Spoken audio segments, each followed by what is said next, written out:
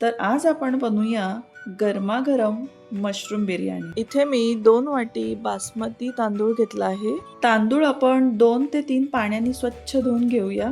आता पूर्ण पाणी काढून आपण तांदूळ अर्धा तास झाकण बंद करून ठेवूया। 2 चमचे लसणाची पेस्ट घेतलेली आहे।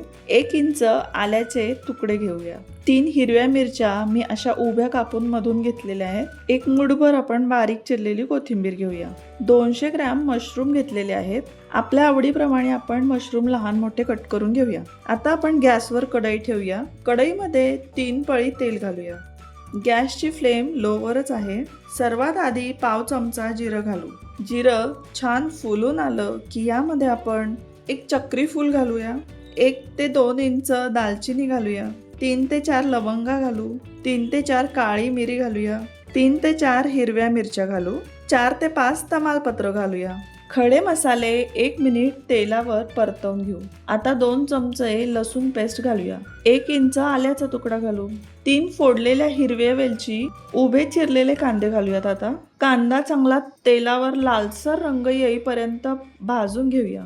यामध्ये छोटा पाव चमचा मीठ घालू। आता यामध्ये आपण मशरूमचे तुकडे कढईमध्ये सोडूया।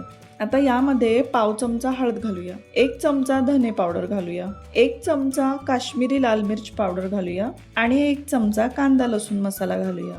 सर्व मसाले लो फ्लेम मध्येच फ्राय करून घेऊया। आणखी 4 ते 5 मिनिट मशरूम व्यवस्थित शिजवून घेऊया।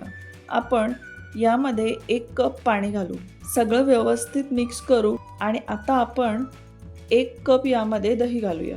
गॅसची फ्लेम अगदी लो ठेवायची, नाहीतर दही फुटेल। वरून थोडी बारीक चिरलेली कोथिंबीर घालू।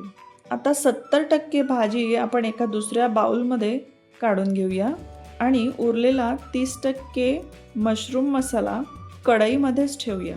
आता या कढईतल्या मसाल्यात आपण भिजवलेला बासमती तांदूळ घालूया। मसाल्यामध्ये तांदूळ आपण व्यवस्थित मिक्स करून घेऊया। 1 वाटी तांदळाला 1 वाटी आणि थोडंसं जास्त म्हणजे 1.25 वाटी पाणी वापरूया। आता वरून 1 चमचा साजूक तूप घालूया। सगळं व्यवस्थित मिक्स करू आणि 7 ते 8 मिनिट मीडियम फ्लेमवर झाकण बंद ठेवून तांदूळ शिजवून घेऊया। 4 ते 5 मिनिटांनंतर जेव्हा आपण झाकण काढून पाहतो तेव्हा भात व्यवस्थित शिजलेला आहे। गरमागरम बिर्याणी राईस सर्व करूयात आणि मशरूम मसाला जो आपण बनवलेला आहे तो आपण वरून घालूया। गरमागरम वाफाळती मशरूम बिर्याणी तयार आहे।